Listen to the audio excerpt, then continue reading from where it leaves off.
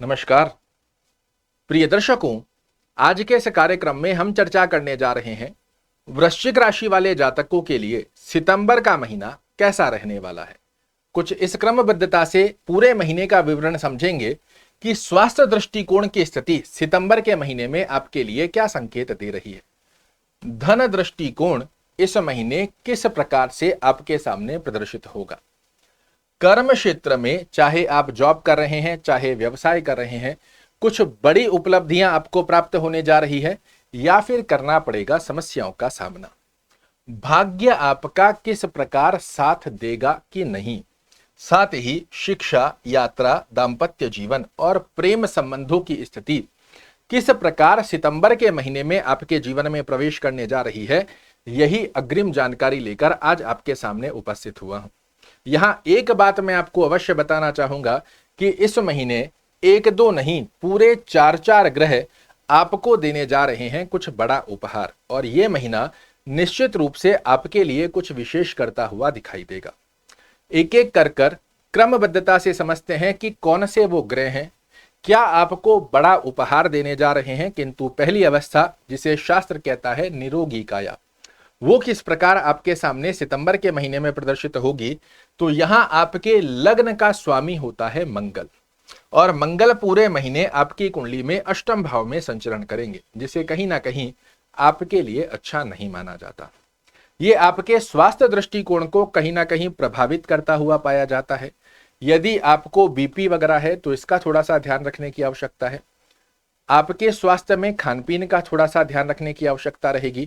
कोई दवा इत्यादि यदि आपकी चल रही है तो उसमें इग्नोर ना करें, सिस्टमैटिक ढंग से जैसे डॉक्टर ने आपको प्रिस्क्रिप्शन दिया है उसे फॉलो करने की आवश्यकता यहां पर बनी रहेगी।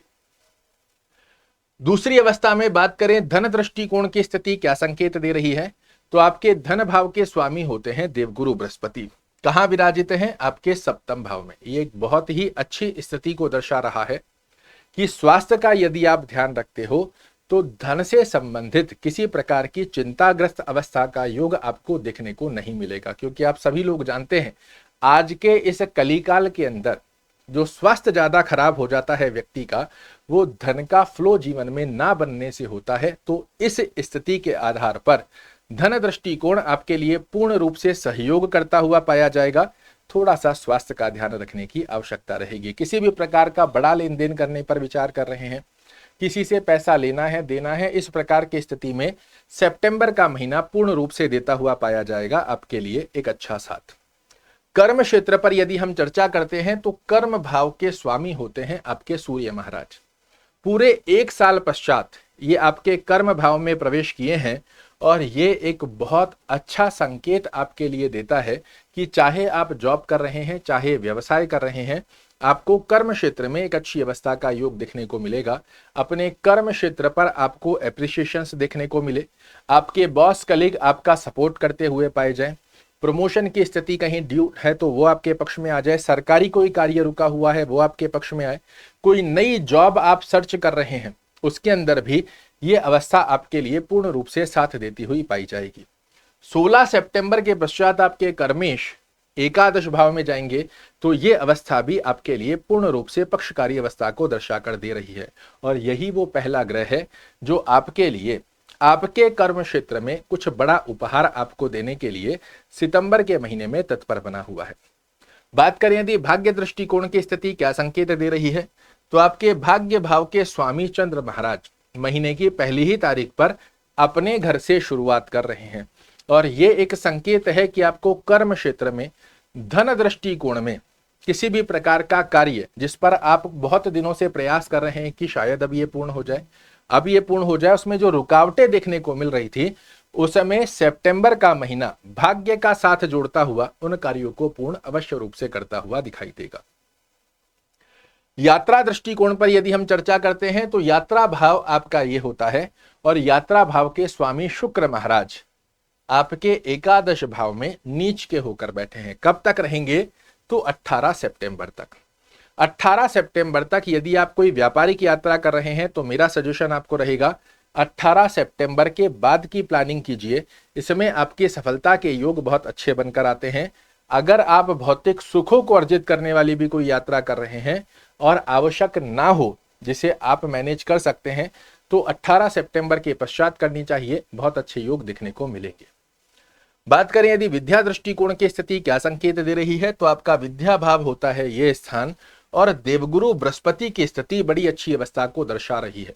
और आप सभी लोग जानते हैं देवगुरु बृहस्पति ज्ञान के कारक हैं, किंतु साथ साथ में एक अवस्था को और ध्यान दीजिएगा कि राहु महाराज आपके विद्या भाव में बने हुए हैं। ये आपके ध्यान को, आपके कॉन्सेंट्रेशन को, आपके गोल को साधने के अंदर छोटे छोटे से ऑब्स्टेकल डालते रहते हैं। विद्या में कॉन्सेंट्रेशन नहीं कर पा रहे हैं, खेलना कूदना, घूमना फिरना, मौज मस्ती, मित्रगणों के साथ अपना टाइम खराब करना, इनकी तरफ का आकर्षण आपके लिए ज्यादा से बना देते हैं। और इस कारण कहीं ना कहीं आप अनुभूति करते हैं कि आप अन्य विद्यार्थियों की अपेक्षाकृत अपने आप को पीछे खड़ा हुआ पा रहे हैं। किंतु इस स्थिति के आधार पर राहु को आप डिक्रीज करके रखते हैं, गुरु महाराज की स्थिति को मजबूत करते हैं। ये आपको कंपटीशन में भी सफलता का योग बनाएंगे और हायर एजुकेशन को भी पूर्ण रूप से आपके पक्ष में बनाते हैं। क्या करना चाहिए, यदि आप एक विद्यार्थी हैं या फिर माता पिता हैं और अपनी संतान के करियर से, विद्या से संबंधित चिंताग्रस्त अवस्थाओं को फेस कर रहे हैं, अपनी संतान के मैट्रेस अर्थात गद्दे के नीचे एक मोरपंख जरूर से लगा कर रखिए। और आप यदि खुद विद्यार्थी हैं तो एक छोटा सा प्रयोजन कीजिए, चीटी नगरा करना रोजाना प्रारंभ कर दीजिए। थोड़ा सा आटा लिया, उसमें 1 चम्मच काला तिल, 1 चम्मच शक्कर मिलाकर कागज की पुड़िया बनाकर इसे घर से 150 कदम की दूरी पर जाकर कोई भी पेड़ हो वहां खोलकर डालना चालू कीजिए। राहु शांति की एक बड़ी अच्छी अवस्था को दर्शा कर देता है। विद्यार्थी यदि आप हैं तो अपनी विद्या की स्थिति में जब भी पढ़ाई करने बैठते हैं, आपका फेस या तो ईस्ट में या नॉर्थ में रखे, बहुत अच्छा है। और अपनी विद्या की टेबल के ऊपर येलो कलर का कोई मैट, चद्दर, कपड़ा ऐसा कुछ लगा कर रखिए। एक बड़ी अच्छी अवस्था बनकर आपके सामने प्रदर्शित होगी। दाम्पत्य जीवन पर यदि हम चर्चा करते हैं तो यह आपका दाम्पत्य भाव भी है, यहाँ देवगुरु बृहस्पति विराजित है, ये बहुत अच्छी स्थिति है। किंतु साथ साथ में ही आपके दाम्पत्य भाव के स्वामी शुक्र महाराज हैं, जो कि 18 सितंबर तक नीचस्थ अवस्था में रहेंगे। 18 सितंबर तक आपको अपने दाम्पत्य जीवन को थोड़ा सा बैलेंस कर रखने की आवश्यकता है। अन्यथा कहीं ना कहीं जिन चीजों को आप इग्नोर भी कर सकते हो, उन चीजों के ऊपर अलगाव देखने को मिल सकता है। छोटी छोटी बातें बड़े स्वरूप को लेकर आपके लिए मानसिक तनाव को क्रिएट कर सकती है। तो इस मानसिक तनाव से बैलेंस करने की आपको आवश्यकता रहेगी। देवगुरु बृहस्पति की स्थिति यहाँ अच्छे रिजल्ट बना रही है, किंतु शुक्र महाराज की स्थिति को भी आपको बैलेंस करने की आवश्यकता है। जिन चीजों को इग्नोर किया जा सकता है, समझ कर, बूझ कर और अपनी चीजों को मैनेज करने का विशेष रूप से 18 सितंबर तक आपको प्रयास करना होगा। प्रेम संबंधों पर यदि हम चर्चा करते हैं तो यह आपका प्रेम भाव भी होता है। देवगुरु बृहस्पति की स्थिति आपके लिए अच्छी बनी हुई है, रिलेशन की स्थिति का योग अच्छा रहेगा। किंतु राहु महाराज पंचम भाव में बने हुए हैं। आपकी ओवर एक्सपेक्टेशन, बिना फिजूली में हक जताना, डाउट करना, यह आपके रिलेशन को खराब कर सकता है। तो इस पर भी आपको ध्यान देने की आवश्यकता रहेगी। बात करें यदि शुभ रंग, शुभ अंक और शुभ दिवस की, तो इस महीने आपके लिए शुभ रंग की यदि हम चर्चा करते हैं, सफेद रंग, लाल रंग और पीले रंग का जितना ज्यादा आप खाना, पहनना, आसपास के वातावरण में प्रयोजन में लाते हैं, ये एक बड़ी अच्छी अवस्था आपके लिए बना कर देगा। शुभ दिवस जिसका पालन कर कर आप अपने किसी भी कार्य में बहुत अच्छी परसेंटेज को प्राप्त कर सकते हैं सफल होने हेतु।